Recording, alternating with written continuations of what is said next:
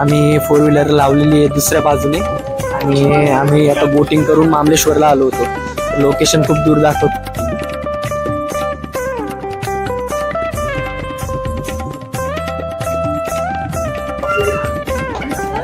तर मित्रांनो आता परिश्रमानंतर आम्ही 2 किलोमीटर पायी चालत गाडीपर्यंत पोहोचलेलो आहे.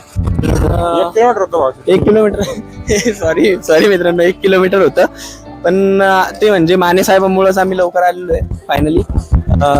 विसरलो ते रस्ता. माने सत्कार करतोय. माने साहेब गुगल मॅप बरोबर लावतात आणि गुगल मॅपचा चांगलाच पुरेपूर एक्सपिरियन्स माने साहेबांना आहे आणि आमचा ट्रॅव्हलचा GPS लोकेशन माने साहेबच हँडल करतात त्याच्यामुळे.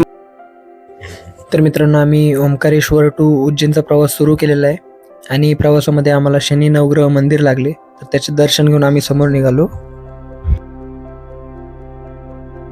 मित्रांनो आता आपण चाललोय ओंकारेश्वर टू उज्जैन.